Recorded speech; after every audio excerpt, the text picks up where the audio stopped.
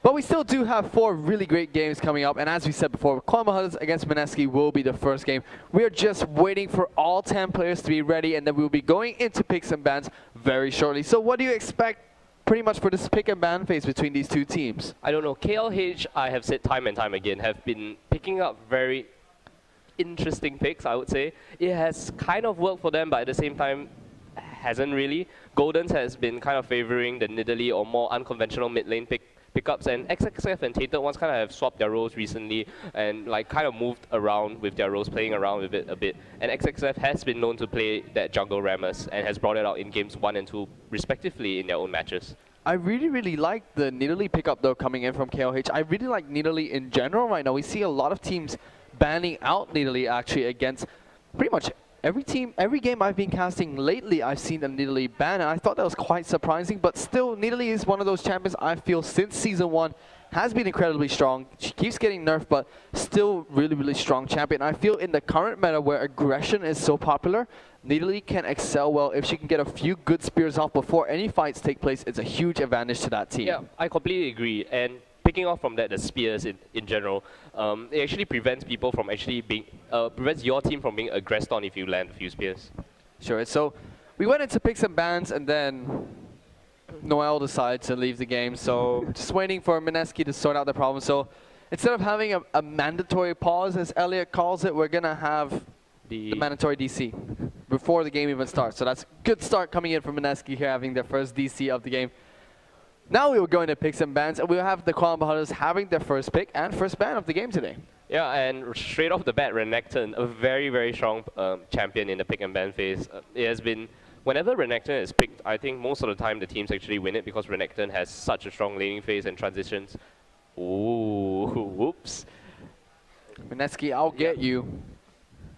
How dare you? He DC'd again. So Noel from Mineski managed to DC once again. So apparently there's a computer problem. So first they were telling us something wrong with the internet, and now there's something wrong with his computer. Something wrong with Noel, I think, right now. So just waiting for them to finally get into the game. Yeah, but I mean, recently Mineski, not just Mineski, but the country itself has been facing quite a bit of problems lately, and it's nothing to be, I mean, our hearts go out to them actually. Exactly, so a very unfortunate situation in the Philippines. Very unfortunate. So Mineski playing one for their hometown right now. Hopefully they can pick up this game, and just waiting for them to finally win picks and bans once again. Please, Noel, don't troll us again, please. Yeah, let's or I'll get you this time.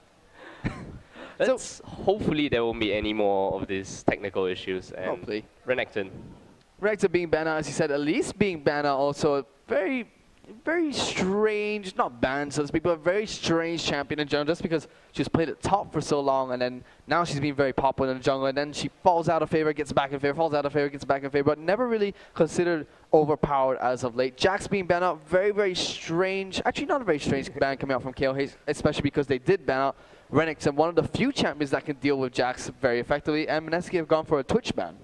Yeah, the Twitch ban to me is actually rather interesting because Walens hasn't been one of the best AD carries of his team as of yet. He hasn't been the pillar of his team that he's supposed to be as the AD carry, and banning out Twitch from Walens, maybe it might have been a pocket pick for the Kuala Lumpur Hunters.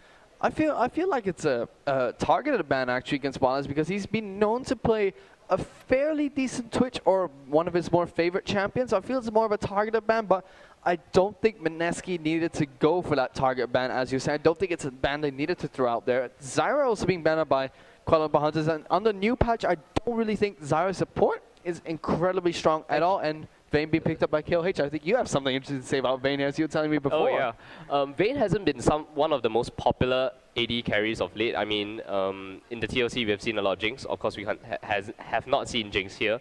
In the GPL itself, it's been a lot of Corkis, a lot of Ezreals, a lot of Caitlyn's, but Vayne has been picked up. This should be the 5th or 6th time Vayne has been picked up, and Vayne so far has been sporting 100% win rate. So Vayne's still one of the most strongest ADCs in the game. So Vayne right now for KLH looking to hopefully ride that 100% win rate that she has been performing in the Garena Premier League so far. Mineski here looked to pick up Nidalee and Fiddlesticks, and I like these two pickups, Fiddlesticks being what I consider the strongest support in the game right now. and Nidalee being one of the more stronger mid lanes, not in terms of laning phase, but just transition to the mid and late game. Yeah, and we were talking about it earlier that KOH has been very comfortable with the Nidalee pick. So Mineski picking it up actually kind of, you know, takes that game away from them. And let's just see what else KOH can actually bring to the table, because I really cannot wait for more unconventional picks coming out from them. It's going to be very interesting to see what they do pick up. Now that Fiddlesticks has been picked up by Mineski as well, it's going to be interesting to see if Wildlands goes for the Cleanse or Barrier on his AD carry. We see a lot of teams like to pick up Cleanse instead of Barrier when they are playing against a Fiddlesticks, just because by being able to use that Cleanse against the fear that Fiddlesticks can put down, pretty much renders the rest, well, he pretty much has no more crowd control like that, besides the silence from his Dark Wind. So using a fear against Fiddlesticks is fairly effective, especially on the AD carry. We might see Annie being picked up here. They were hovering over Sona earlier, but Annie might be picked up here, and I like that pick against Fiddlesticks just because of his low base stats. Yeah, Annie has been a very popular support of late, and teams have been known to ban out Annie as well. And whenever Annie is open, I feel that professional teams actually have that, you know, kind of pseudo support pick in their hand, and most teams actually know how to play with Annie, and on the flip side, teams also know how to respond to an Annie pick of late. It's all Tabe's fault. Now, Annie's going to become very popular support as she has been lately. Then they're going to nerf Annie because she's very good at support. And then my favorite champion is going to get nerfed, and I'm quite sad. Oh, your favorite champion's Annie? Right, favorite champion's Annie, and they're going to nerf her now because she's too good apparently, or just, I think, overhyped. Too cute in lane. Too cute in Too lane. cute in lane. So Mineski, they're hovering over Jarvan and Amumu. Very, very strange picks indeed. But I wouldn't be surprised if they actually do pick up the Jarvan, because KLH has so far only ran 2 junglers, Rammus and Jarvan. I think that was their only... I mean, correct me if I'm wrong, but I believe so. But now they actually switched it up to Nasus and Riven. I like those picks a bit better than the Jarvan and Amumu picks. I was going to say that we haven't seen Amumu really much in the Garena Premier League. We have seen Jarvan top coming out from Mineski though, so it wouldn't be surprising if we did see that Jarvan top and Amumu jungle, but they did switch out for the Nasus and Riven instead. So we're going to most likely see Riven in the top lane and Nasus in the jungle. Nasus' jungle is still fairly strong. Yeah, I mean, if Nasus actually managed to get up his siphoning strike stacks within the jungle itself and kind of just mirror the jungle pathing of KLH and just put in some pressure for the counter gang, he kind of is able to just sustain his way through the jungle and then just become a very, very strong threat in the late game. So, like you said, the Nasus pick is something that I like as well. So KLH should look to pick up Fizz. Maybe it's quite surprising that these assassin-based casters and mid laners have not been picked up lately by most teams. We saw in the Season 3 championships where almost every single game was an assassin-based mid laner or Gragas or Orianna. Assassin-based mid laner, Gragas or Orianna.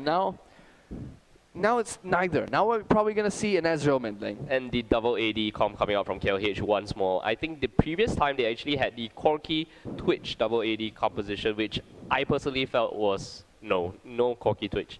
And this time it's actually the Ezreal Vayne. What do you think of Ezreal Vayne in the double AD comp? There's 2 double AD compositions that I really like. One was played by AAA from Europe. They played it once and they never pulled it out again. It was one of their feared strategies in Europe. It was the Kog'Maw and Varus double AD, and they both bought Blade of the Ruined King first, and they both deal percent-based max health magic damage. The health shred. The health shred double AD comp, and it worked very well for them, and teams were actually scared of it. The 2 weeks after they pulled it out, it was consistently banned against them, and they never played it again. The other double AD comp that I like is Corki Ezreal, just because the Triforce synergy, they have a lot of burst damage, and then together they'll scale into the late game, not as well as traditional ADs, but they'll scale better because they have 2D carries. But Ezreal Vayne, I'm not too sure about that one at all. Yeah, let's just see how Kuala Lumpur Hunters actually pull off this double AD comp. But let's just talk about the mid lane pickups that you were talking about earlier. No more assassins being picked up, but Ahri this time being picked up. The new patch, Ahri had some minor changes, especially how the power shifted to her E, her charm. Landing her charm actually allows Ahri to deal extra magic damage to the target, and some of her base, I think some of her base damages on her rest of the spells got kind of reduced, so that What Ari players need to do now is actually land the charm and then follow up on the combo. KOH have stolen Mineski's AD carry. Mineski are not using an AD carry this game. They've gone for an nearly Fiddlesticks, it seems, with an Ari. And they're going to have Riven in the jungle, not Nasus. And Nasus in the top lane. Yes. And, wow, the Nasus in the top lane is definitely going to scale much better than the Nasus jungle. So let's just see who's the top laner. Goldens is going to, no wait. Goldens is on Zac. Goldens is on Zac. XSF is on Ezreal. Tainted Ones is on Jarvan. This has been what KLH has been doing, but I'm trying to figure out how the laning phase, because whenever they run a double AD comp, it's been XXF on Ezreal and Walens on whatever other AD carry they pick. So where are they going to go?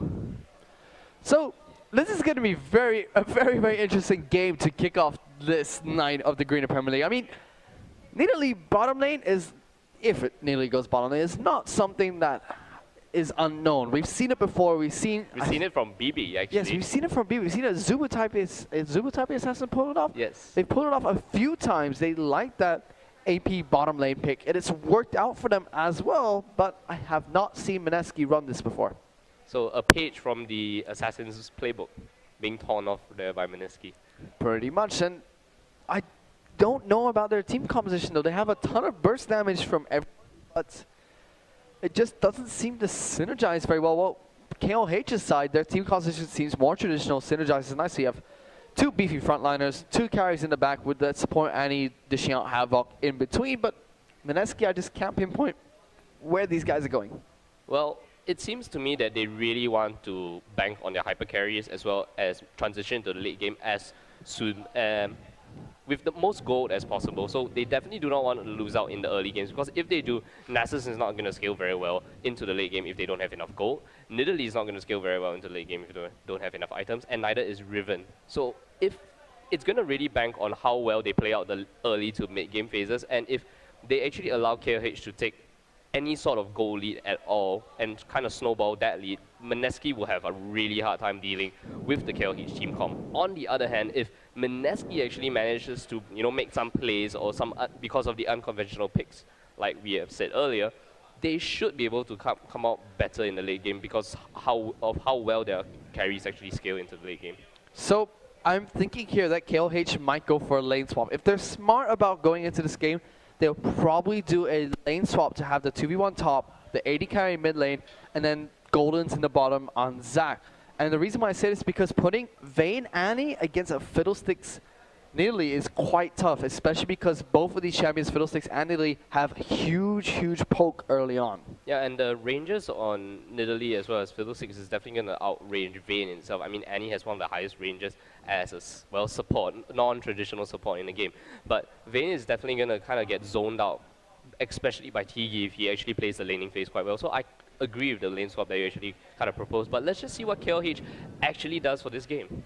So we are going to go into the loading screen. Yes, no bugs with going into the loading screen this time, so we will be going into it very shortly, followed by a mandatory pause. You heard it here first.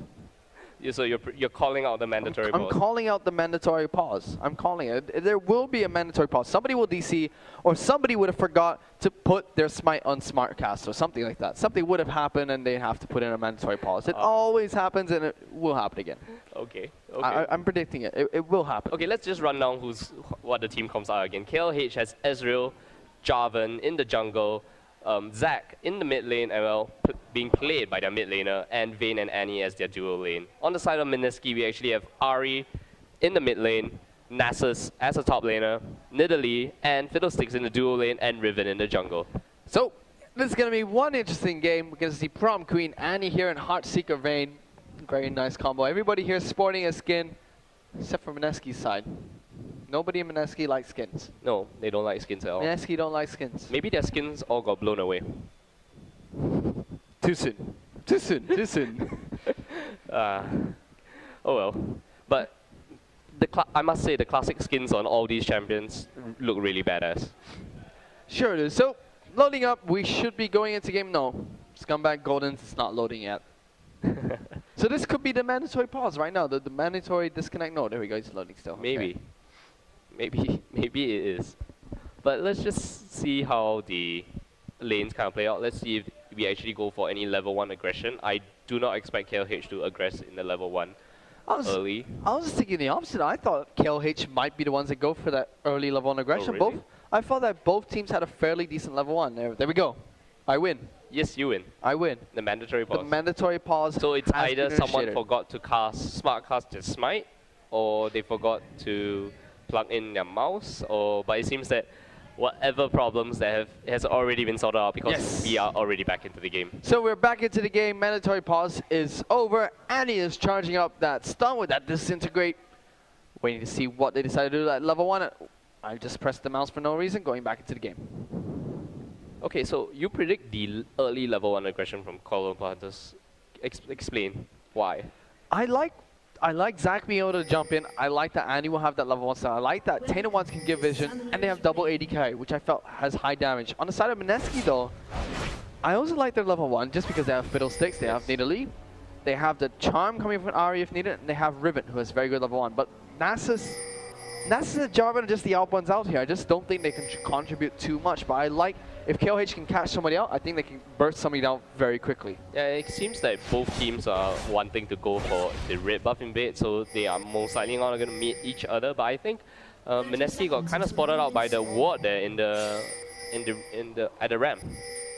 They may have been spotted out there, but I don't think either team knows the positions yet. No pain's going down. They do put a surprising ward here. It's the MVP ward, the Korea MVP ward to spot out the lane laners. swaps. Yeah. So they will have heads up. So it does look Mineski want to force that 2v2. I think they really want to force that 2v2 lane so they get that Nidalee Fiddlesticks against the Annie Vayne combo, and they might be able to do so here. KLH though waiting very, very patiently. Gonans is only now going back to lane, so that does probably mean that KLH are going to go for that lane swap. No, he does not.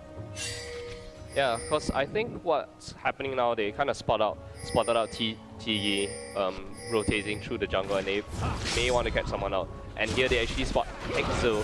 So EXO here does almost gets caught out, has to flash away from the jump in coming from Goldens. So not too much picked up there. The trap might steal this red buff. Bullet. No, it runs out of damage. But we are gonna see that. We are gonna see the Annie Vayne lane go up against this Nidalee Fiddlesticks lane. So what do I put here? So it's Ari and Ezreal in the mid lane, and we're gonna see Nasus. Okay, there we go. Finally swapped around the champions. I still was very confused as to what to put in the tab area to see if we put XSF mid laner, top laner, where. There we go. Yeah, I really like how KLH can kind of have that role swaps at times whenever they need to, depending on the team compositions that they have. And look at the amount of damage that EXO has been taking up by the two laners at this moment. And the flash as well, the Ignite barrier being popped right now. And it seems that EXO will just walk away from this. He's going to live with 51 health there. Very surprising. He's gone for very, very high attack damage. Nidalee, he's not gone for any ability power early on. I'll check very soon to see if he has any magic information. We're going to see Noel though go deep onto gold. It's going to still level 1, and Azak being slightly bullied by a Nasus. Oh, slightly is an understatement, but it's very surprising. Yeah, he's whoa, mid lane as well. Mid lane. Ari almost goes down, survives with the help of the health potion. Knight not enough to pick it up. XSF showing some really early aggression there. Still has his flash. Flash has been burnt by Ari though. Yeah, well, look at the two junglers dueling out in the river. It looks like Tainted Ones comes out a little bit behind on that. He can't fight her, but with XF, I think he can. The stun only goes on the Tainted Ones, so Noel trying to make a play. Flashes out of that one. Flash comes to XF, uses the arcade shift. One more auto attack, gets first blood. And he gets a double up. Jarvan flashes in. Misses the flag lance combo though. So a little bit too much aggression coming in from Mineski. Jungler Noel there. Kind of got caught out in while rotating in the river. So looking at Nidalee's going pure AD. There's nothing on her magic side except for mana regeneration. We're going to see an AD Nidalee coming in from EXO. So not exactly a page out of the Azubu Type A Assassins playbook. So something Mineski has not brought out yet in the GPL. Something very different indeed. We can see how that plays out for them. We can already see that KLH have pretty much countered everything I said in the pregame. Now we're going to see actually EXO might get taken out here, gets condemned into a wall, knocked up, stunned by Annie as well. Tries to heal himself, but Walens will pick up the kill. And that's a nice gank coming in for the Kuala Lumpur Hunters. Yeah, the amount of crowd control coming in for that, the top lane now for the Kuala Lumpur Hunters is going to be very scary indeed, especially before Nidalee hits 6, because she has no form of escape, and Fiddlesticks can only use his spear onto one champion. That was so surprising though. I really thought that usually Fiddlesticks would be able to win that lane quite handedly, but seeing that Walens and Red Out Rays putting on a good show, beating out that combination top lane, a good gank coming from Tatum once there. So Kuala Lumpur Hunters are off to a very good start, and it's very surprising as well because Mineski, as we saw at level 1, put down the ward to try and scout out the lane spots, which they did. And we're going to see Golders go ham onto Snoy here, get withered under the tower. Snoy does not go down, and Golders is going to pop into his many Bloblet forms. Snoy here is going to try and pick it up. One goes down to the tower, another goes down to the tower. Can he get it? Gets the Q onto it, but not enough. Golders looked like he wanted to jump in there. Changed his mind at the last second though. Yeah, that was very unfortunate for Goldens because he wanted to dive that turret, actually pick up the kill and just proc the passive and just walk away from that. But Snoy just survives with a sliver of health and just walks away. Sure, that Snoy surviving there was pretty good for him, but now both summoners burnt for Goldens. Snoy still does have his teleport.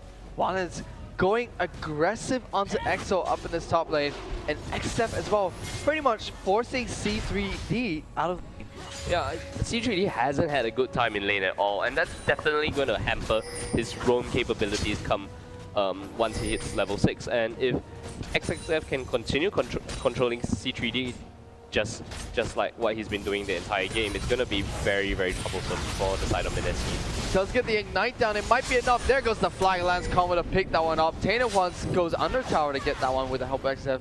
Poor play coming here to C3D there. Riven was poised to come in for a gank, but just waited, I think, a bit too long there.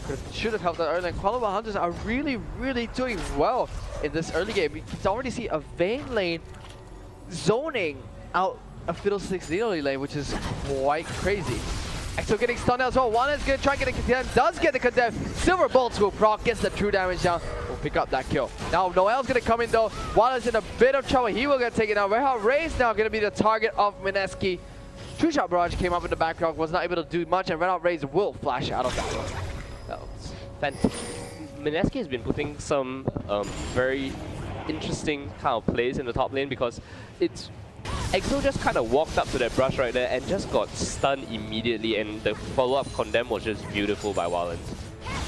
It sure was a great follow-up. So we're going to see Jarvid here chasing out Snoy. Snoy just says, I don't want anything to deal with you. Tana one's taking away the blue buff from Riven, and Riven is, I consider, one of the stronger junglers early on. Not a conventional jungler, but a very, very strong duelist. Very, very strong in the jungle, and Jarvid being able to bully her out is quite surprising.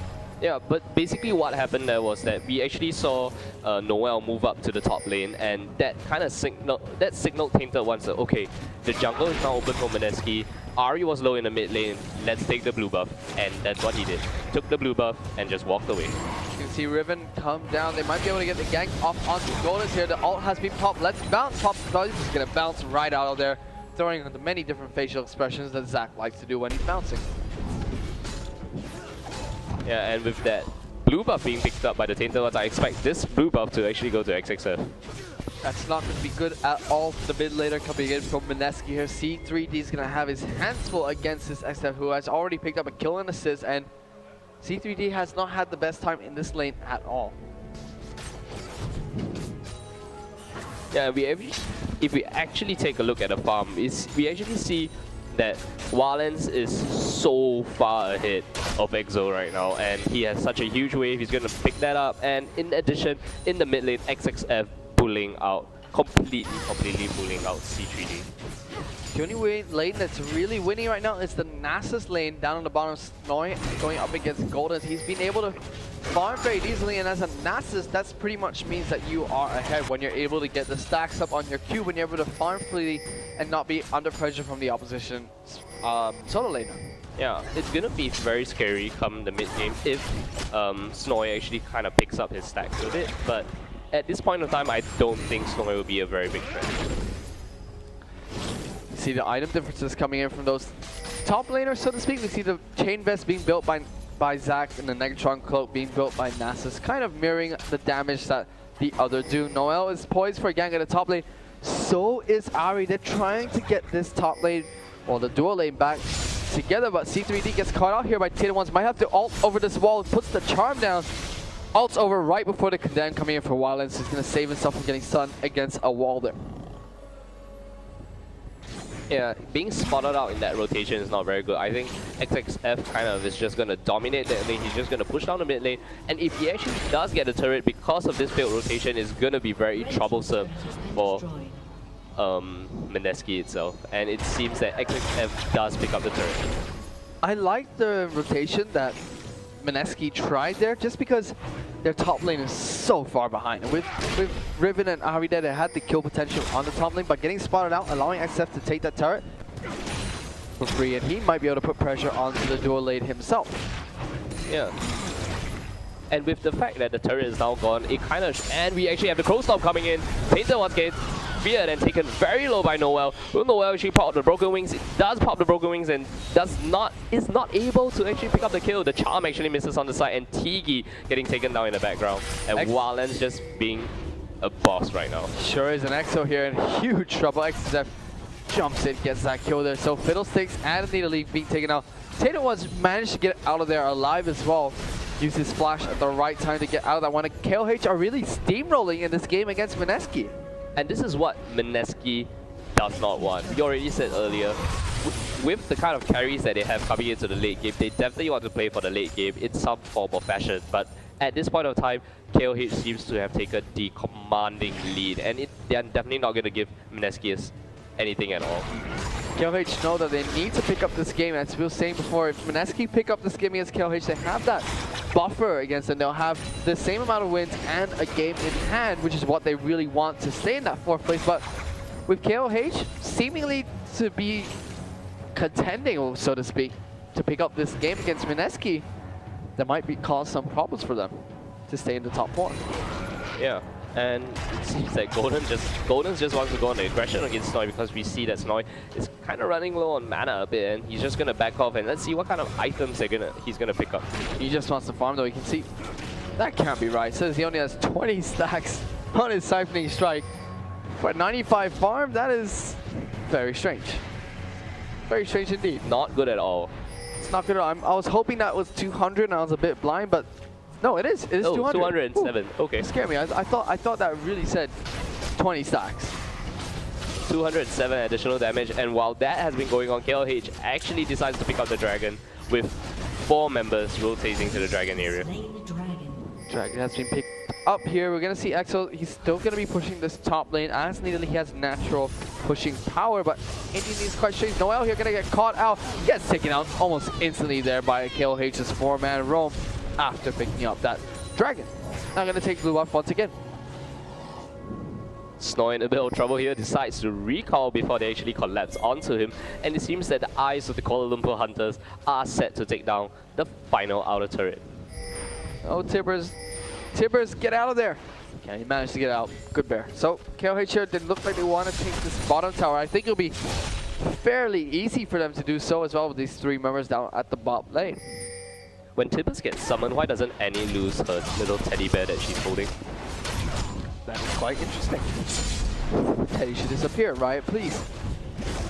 Top lane though, we're going to see Goldas go on to EXO here. Bullying out Nyancat pretty decently. Spear coming from EXO does nothing. Nothing at all.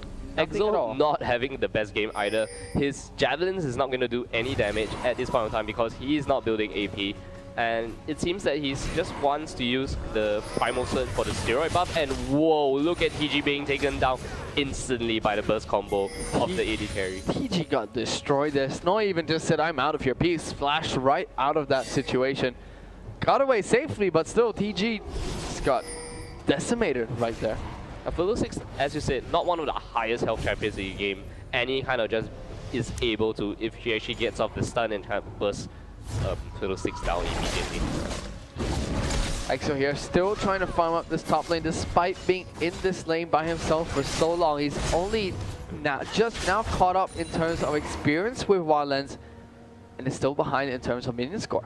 Yeah, and look at items the as well. item advantage coming in from Wildlands. A Blade of the Ruin King, the pieces of a Zeal, and only the Phage on the side of Exo. That is not good at all. And allowing a Vayne to get ahead early is also not something goes well when that happens either. And Vayne has 100% win rate so far, and Wildlands doing his best to try and keep that true. He's doing very well in this game, 4-1 and 2 with 100 win score. And because of the lead, KLH, Tainted Ones on KLH has already picked up the oracles. They are just going to have that commanding vision advantage coming into the mid game. Wildlands looks like he fancies his chances against Snoy here. Does get withered. Uses the lifesteal onto Snoy here. Riven's going to come down as well, but Snoy has gotten almost no damage down to Wildlands. They do spot out Noel coming down though. He's going to fancy his chances now against Wildlands, but Red Out Rays might be able to come in to turn this one around, and no, they decide not to. Yeah, interestingly, that Wildlands decided not to use the cleanse on the Wither, because in this patch, cleanse actually is able to kind of just remove the attack speed debuff on Wither. TG here is in a lot of trouble. Flashes over the wall, but he forgets he's flashing towards XSF, who he just feared. Gonna pick up another kill there. TG not having the best of games here against KLH. TG and EXO really not having the best of games at all. Yeah, and I think what Mineski needs to do is actually, yes, they're behind, but they have to recognize that they are not out of this game just yet. And as I say, C3D gets taken down extremely low, has to burn the Spirit Rush just to get away from Goldens and XXF. But as I was saying, Mineski is still not out of this game at this point of time. They just need to just keep calm, farm up, and hopefully they can fight once they hit the item threshold. You can see there Red Hot Rays was spamming that right click stop move to try and make it look like he was going to summon Tibbers, but he was not, trying to bait out that final Spirit Rush from C3D, and still ended up missing his Tibbers later on anyway. So, second bottom tower taken down by the KLH.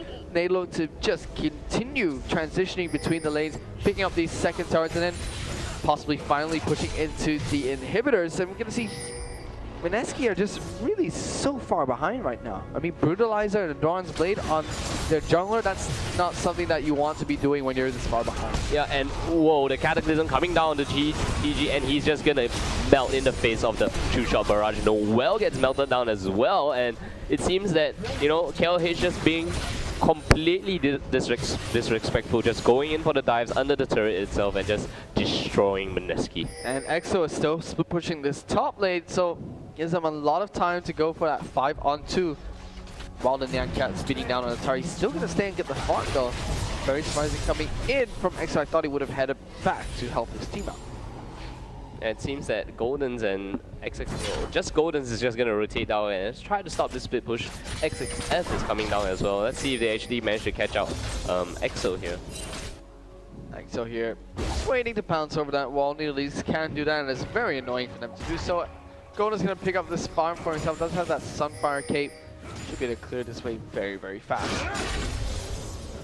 Okay, I don't know what Mineski can do, because KLH has such a good initiation coming in from Zac as well as Jarvan.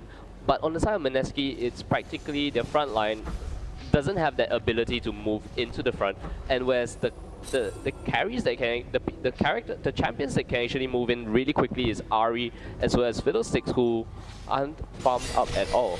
You know, they've proven it 4 times already how easy it is to burst down DG on Fiddlesticks.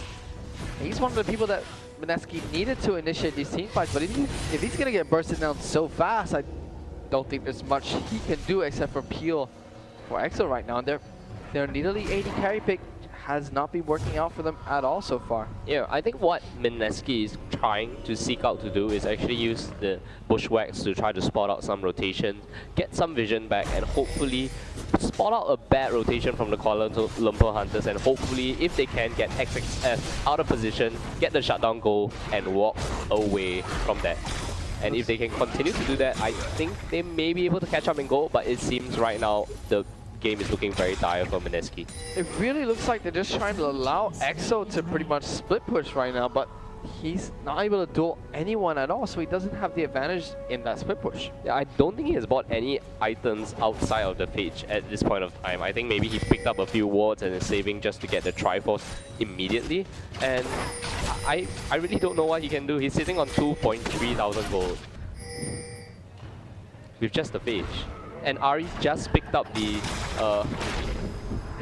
needlessly large rod, and TG just fears Goldens and just walks away. That could have spelled a lot of trouble if Walens was there a split second earlier.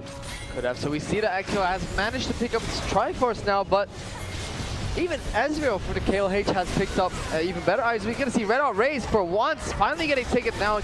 Mineski managed to pick out the support of KLH, but now Noel is going to get destroyed by XF and the rest of the KLH, and now they should be able to take down this tower as well. So trading support for the jungler, not something that's worth it at all, actually. Nope, not at all. But Mineski should kind of be happy because they have finally gotten the second kill of the game, so maybe their morals are, you know, the morale is a bit better now. 12-2 doesn't give a really big morale booster. Well, if they can seal the Baron that's coming up by KLH here, it's definitely going to give them a huge morale booster. That's if they can seal the Baron. If they can steal this Baron, but it looks like it's going to be secured by the Kuala Lumpur Hunters, especially with this double 80 carry. Both of these 80 carries are doing very well in this game, so they have the items to take down that Baron very fast. TG, he's being very careful now, especially after getting bursted down so many times. Yeah. He has to be very careful. He has to be very careful. C3D almost gets the charm. Walens wanted to chase that one, but does not decide to continue to that next rush. See, Tainted One's here coming to steal a little bit of minion score. Exo once again trying to duel it out with Goldens, but he just has not realized he's not able to do so. This time he's getting a bit of damage, but Goldens hops out rubber hands, gets a lot of damage down with that ignite. If he manages to land, doesn't even have to land his elastic sling, so just flashes onto him and lets his goo do the rest. Takes down Exo at the top lane. So Exo thought he could have gotten the better of Goldens, but it just seems that the sustain coming out from the bloblets itself is a little too much for the cat to handle. Exo had his barrier up as well. He didn't even use his barrier during that engage. It was caught out that badly. Red Out Raze looks like he wants to get Tiras down.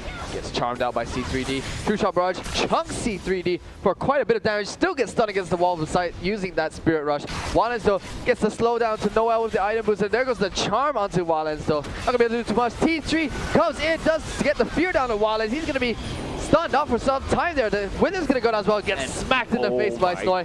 Gold is in the back lines though, trying to get as much damage as he can. XF's gonna come in from behind though, gets double kill going onto Goldens. Actually, he's gonna be splitting into his bloblets very, very soon if he does get taken out. Funny does get taken out. Snoy here tanking up quite a bit. He's gonna get chased down by Tainted Ones and Red Out Raze though. He should be able to pick up the kill. He is quite tanky though. Will go down eventually to the Kuala Lumpur Hunters. And Exo barely getting out of the skin of his teeth because XXF was right on his tail. He just leaps out of it, and it seems that Kuala Lumpur Hunters... Oh, and here we have the replay coming in. We actually have Goldens coming in, picking up TG. We have Snoy the teleport, and we see the Siphoning Strike just destroying Walens right here. And Noel on the sidelines actually hitting the Let's Bounce, and being hit by the Let's Bounce, I mean, and Golden just kind of, you know, dukes it out with it, and XXF from the side picking out C3D as well as Noel in the backlines, and Snoy just is not able to actually do anything to the Kuala Lumpur Hunters. Which is not here. Snoy will just eventually get taken down by Tainted Ones. Use that Cataclysm to lock him up for some time. Though the kills picked up in that fight there, but Mineski tried to make a play that TG, that was the first time he went for any aggressive play on his Fiddlesticks. Tainted Ones gets caught out here. Fear goes down after that charm, but doesn't look like they have enough damage. There goes the Spirit Rush. First one's down, second one will go down as well. Will get taken down here. Surprising that XF did not follow up there, considering how far ahead he is right now on that Ezreal. But it is surprising. Another thing that's surprising, C3D used it. Oh wow, TG this is not surprising though. TG. No, this is not surprising at all. TG's done that all game, and now they actually might turn this fight around. The charm goes down to Walens. He gets chunked down for quite a bit of damage, but everybody's ignoring XXF. He might be able to pick up a few snipe kills here. Aki's just a bit too late. The cooldown on Exo's gonna go onto him. That 80 Needle is just gonna get bursted down instantly. Walens gets smacked in the face once again. Snoy must be doing a good job with that. Snoy must have been very happy being able to pick up Walens twice in a row just with one Siphoning Strike. But as I was saying, C3D had to use 2 rotations on his spells to actually pick up the tainted ones, including the Deathfire Grabs. So that's definitely not a good thing if I were Mineski at this moment. 2 rotations from Ari just to pick up the jungler. He does have decent stacks on that Siphoning Strike, 430 extra damage, so Snowy can pack a punch with that Siphoning Strike, but the rest of his team is just incredibly far behind. I really don't think there's much that Mineski can do against Mamba Hunters now. Yeah, but I don't think KLH is gonna focus on Snowy in the first phase at the beginning of the fight. They definitely want to pick out the rest of them before actually turning their attention onto Snowy. And Snowy can only put out so many Siphoning Strikes in a team fight. So, first inhibitor taken down by the Kuala Lumpur Hunters here. Finally able to pick one after 25 minutes of having this decisive lead. Very surprising that it was not taken down any earlier. They looked to be sieging this bottom lane as well. They were able to pick up the top inhibitor early on after that final. Busy concentrating the replays there, but then now the final inhibitor turret will be taken down pretty much decisively as well by the KLH. That spear just does nothing at all. I like what Kuala Lumpur Hunters is doing because they only take out the layer of turrets layer by layer, just like peeling an onion, and Mineski going for the final fight of the game, I believe. And it seems that they will not survive this because the entire team is being forced back to the fountain. Wallace is ignoring everybody. TG comes in with that surprise party, but nobody's invited, so he's gonna get chunked for quite some health. Runs away for a second, shut down onto Zach though. Double kill going to EXO this time. Wallace will pick up a kill in return against Snowy, and Snowy actually pick up a kill against Tatum. So a little bit surprising, but that's all 3 inhibitors down with both 80 carries on the side of KLH still up and running. They might be able to finish off this game. EXO's going to continue chasing though. Wallace and XF could turn this one around, which XF tries to do, but not able to do too much. So they have to defend the...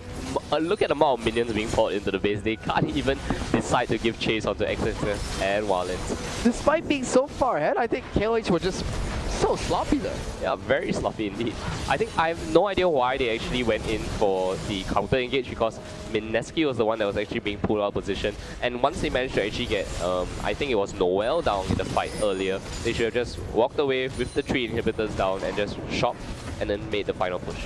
It's going to be very interesting when the double super minions from each wave start pushing in onto this Nexus. Only the single super minion waves have been hitting the Nexus so far. Here's the first one coming from mid lane. Now, all 5 members of Mineski are up, but it's still rather early in the game for all three inhibitors to be down, and Mineski aren't doing too well besides Snowy, and nobody else can really tank up these minions. Oh, not at all. And they are able to clear it off, though. It seems that the minions will just kind of do their job, and if KLH just kind of sit outside, I think the minions might just win the game for them, but it seems that they just want the game to end as soon as possible, Noel being the first one to be taken down. Cataclysm is used as well. Onto EXO and Snowy. Snowy jumps out of that one.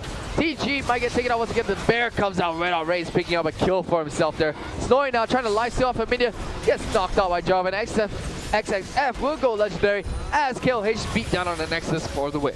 Yeah, it seems that they took such a commanding lead in the early game because of, and surprisingly, as you were saying earlier, the Vayne and Annie lane actually beating out the Fiddlesticks and Nidalee lane. I was very surprised though to see that EXO went for a completely AD Nidalee. I mean, no hint of any form of magic damage in his runes or masteries.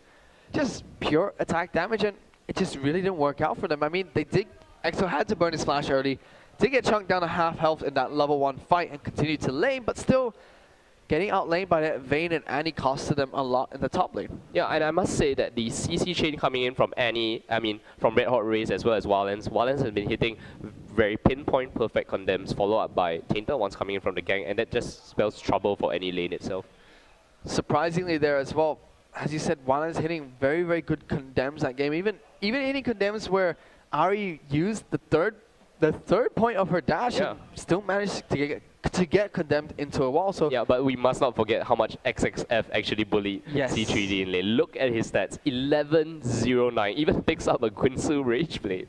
Guinsoo Rangeblade and a Hexdrinker. He was on fire that game. XXF played very well. Cannot say the same for C3D though. Pretty much everybody except for Mineski, I felt, had a very lackluster game and just didn't perform very well. Yeah.